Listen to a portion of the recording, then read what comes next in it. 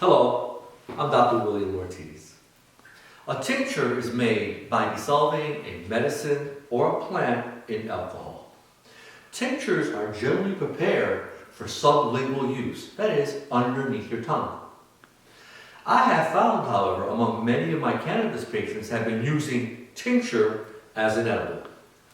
Ingestion is not the method for administering tincture, and many patients will find an abundance of edibles out there, such as cookies, candies, brownies, and among all those edibles, there'll be a variable amount of potency in the medication. In the next few minutes, Tim, a master caregiver, is going to share with us his honey tincture recipe, a recipe that you can safely make at home. Keep in mind, before ingesting or administering any medication, you should first talk this over with your doctor. And I remind you that cannabis is not a first-line medication for anything. However, if you have received relief with edibles, then I urge you to look at this recipe and hopefully get some medical benefits from it.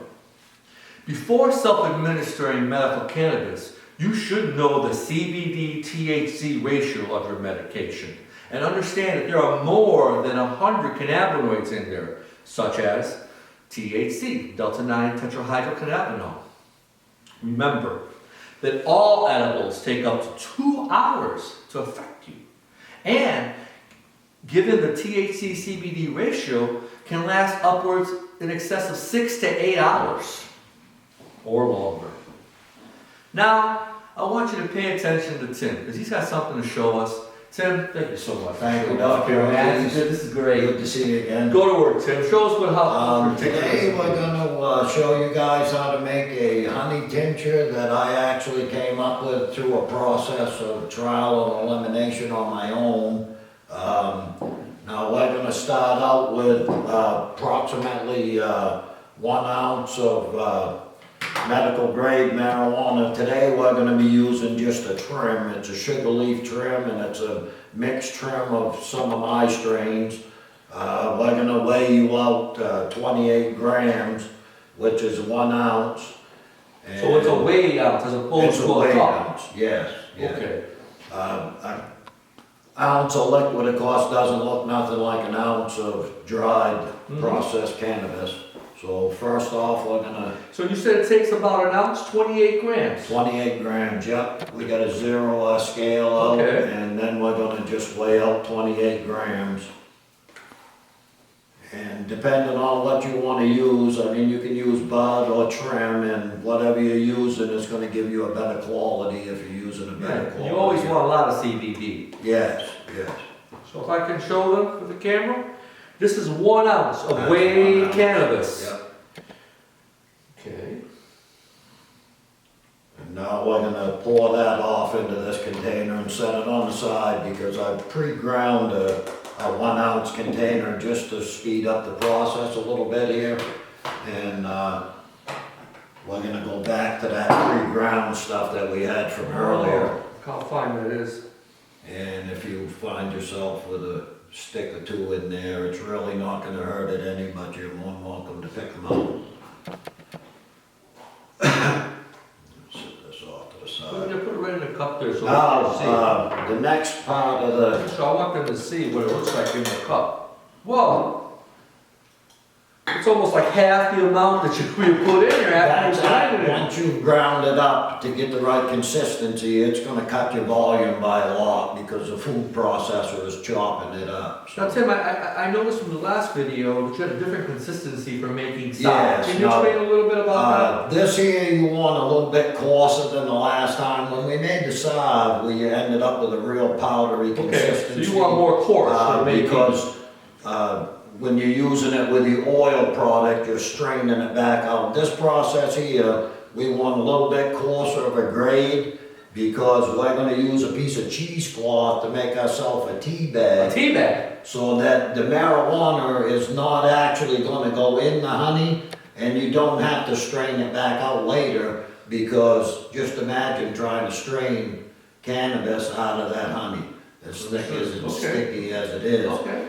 which you eliminate that process by making the tea bag. So while you make the tea bag, I'll pour the honey. If you can pour that honey in there, we'll get this going and we'll get it cooking up. And let's call it cannabis, Tim. Let's call it cannabis.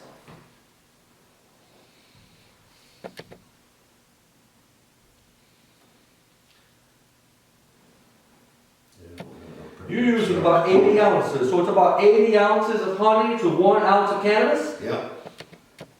Wow. And you're gonna wanna compress this when you're making your tea bag up so that you can get all of the cannabis inside of the cheesecloth. And you'll go ahead and compress that right out. Make sure your cheesecloth gets closed up all good and tight around the top, just to keep that inside so it doesn't end up getting in your honey. Making a nice tight ball, your little tea bag.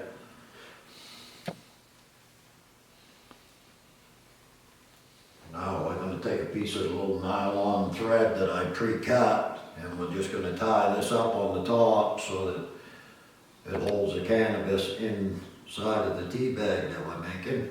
Now this cheesecloth, you can buy this at a supermarket anywhere, Yeah, you correct? can get that at a lot of different places, like most of your craft stores, any place that carries cooking stuff would have it. If they carry farm equipment or anything like that, they'd have cheesecloth. So fairly popular, easy to get.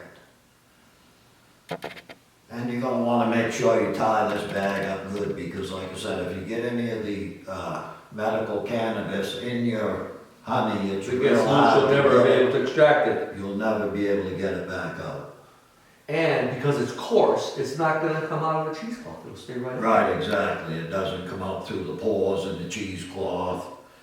Well, I'm still working on this honey here, Tim, it's almost in there. It pours out pretty slow, that's why I said it's almost impossible to try to strain this out afterwards. That's why I came up with the tea bag method here. And you cut off the extra cheesecloth I there. chop the extra off, just my personal preference, I guess you could say. And then just make sure you ain't got any frays that are hanging off there that you don't want in And you there. leave this on warm as well? On warm. Yeah, always cook this on warm too, and this is gonna cook for approximately 30 hours. 30 hours? To be exact on that. And then I'll shut it off and I'll let it seep like you would a tea for probably about 3 to 4 hours. Turn it back on. As soon as it starts warming it up, you can pour it off into whatever you want to store it in. So 30 hours on warm, and then 3 hours let it cool down. Yeah. Do you stir it at all or No, anything? I don't stir it at all. And then you turn it back on. How long do you leave it on the second time? Just 15, 20 minutes, enough to heat it up to make it so that you can actually pour it. And get the tea bag out. And get the tea bag out. Yeah, at that point, you're gonna take the tea bag out. Well, I think I got most of this in here. And without making too much of a mess, I'll let you explain what you're gonna do next. Now, at this point, this is a pretty simple recipe. That's why I said anybody can follow along on this recipe. You just set your crock pot to the warming function. Pour your honey in, as you saw Dr. Ortiz do. Simply make this tea bag and you Yeah, just, look at that. It looks like a, wow. yeah, and when you're done with that, all you do is drop it in there. It will soak up all the honey, will soak right into this, and over the process of the cooking time, it extracts all your trichomes and your oils and all the medication out of it. And you just put the lid on it Put the lid on it and leave it to warm. Simple as that. Like he said, it takes 30 hours to make this, and what we'll do is we'll end here and we'll show you what it looks like 30 hours from now, or what it would look like 30 hours from now. We're back with Tim. He's been so gracious to go ahead and prepare a batch of honey tincture that has been cooking for approximately 30 hours. Remember, this process takes some time. Tim, go ahead, tell us what we're going to do next after 30 hours. Now that I've cooked this off, we're going to remove the cover. Now as you notice, you can tell that this has gone through its cooking process. It has a little bit of a frothy looking substance on the top of that. And that's caused by condensation from the cooking process, and water, of course, Okay. doesn't mix with honey, so. So it didn't evaporate, it's been sitting there. Right, it's just water buildup from the top of the lid sweating. So if you actually have some of these crock pots will come with a vented. Like this one did? Yes, just like that one right there. It comes with a vented cover, Okay. and that will let some of that moisture out so that you won't. It'll end up- prevent all of this? It won't prevent it all, but it will eliminate a lot of it. Okay. And personally, I don't believe it would affect the taste of it or anything, but if you look at it, it kind of looks like you wouldn't want to eat it. So I always, I'll tend to take and scrape that off, and you want to be real careful as you're scraping it so that you don't Doesn't break up. mix start it back mixing down yeah. in. So just kind of, that all just sets right on the top, so it's real easy if you just easily just keep scraping it around. And all you're doing is scraping and putting it off to the side. Yeah, and then you can scrape it right off and get it onto your spoon. Like I said, a little bit of that's not gonna hurt you, it's really not gonna affect the taste of it any. It just makes it look a lot better without it. Then after you take it out, Yeah, this will take you a few minutes to gather it all up, and it is gooey, that's for it sure. is, it really is. It's hard to get it out. But like I said, I don't mind going through the process of doing that because it just makes it look a lot better. I mean, if you're gonna consume it, of course you want a fairly good looking product to consume. You don't wanna eat something that looks terrible. And once you get all that frothy looking stuff scraped off, you're just gonna remove that tea bag that we made earlier. If you could hold that for me, I'm gonna put on one of these latex gloves just so I don't get that honey all over my hands, taking the tea bag out.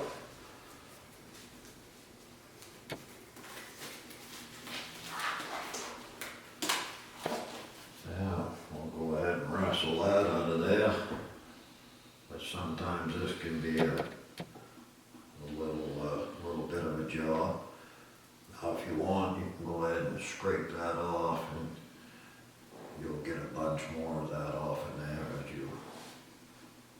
That honey just sticks to everything, so you can scrape a lot off in there that you don't realize is even there until you start scraping on it. Hmm.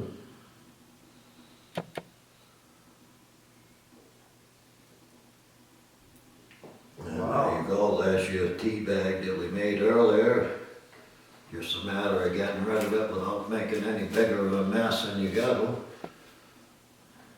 Pretty sticky. It is.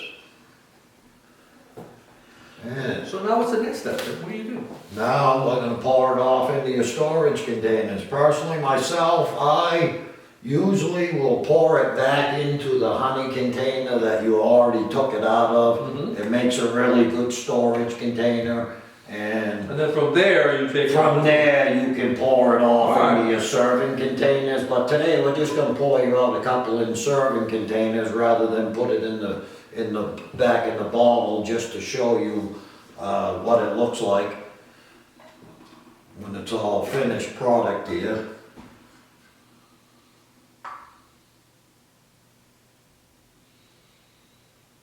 Oh, it's really thick and It's wow. a slow pour, yeah, Mm-hmm. but you know, Well, that should you, be enough right there. So let me just stick that, pour that right in there. It's still warm too. I can feel it. yeah. Yeah, that'll stay warm quite a while in this crock pot. How much do you fill these containers? About halfway up or? No, I usually fill them right up to the top. I mean, you'll use that up pretty fast, anybody that uses this regular on a daily basis.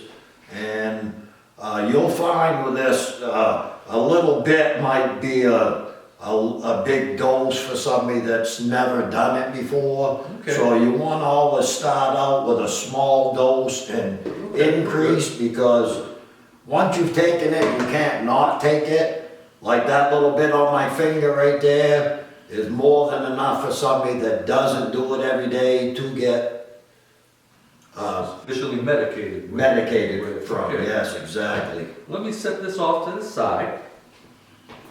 And we already have some honey tincture here that's already been cooled. It's hard. Just to give you an indication of what a dose would look like for someone who is cannabis naive. That is, someone who is not used to ingesting cannabis. Keeping in mind, it's always best to start low and go slow, as we mentioned in our previous videos. Take a little piece of scissors here that Tim has given me, and I am going to carefully cut out a small portion.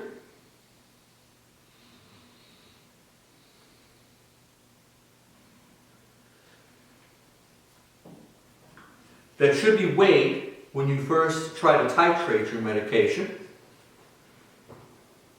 And then keeping in mind that it's best to start off very low and go slow, because you can always titrate up the medication as opposed to overdoing it and then finding yourself in trouble. That can easily happen. Well, Tim, I want to thank you for sharing this recipe with us and showing and giving us a chance to help ourselves. What I found with this recipe is that a lot of people that don't care for tinctures because of their strong Alcohol flavor, this tincture right here, anybody that wants to try an edible tincture, it has a really good flavor to it. And this would be something you would put in your tea, your coffee, or introduce it in that manner. Never on an empty stomach. And you want to augment it with food when you introduce it into your body. Put it right on your toast. Right on your toast. Thanks again, Tim. You're welcome. Excellent. Have a great day. If you found this video helpful and you wish to learn more about the safe and proper use of medical cannabis, then please look to our educational series for more detail. Thank you.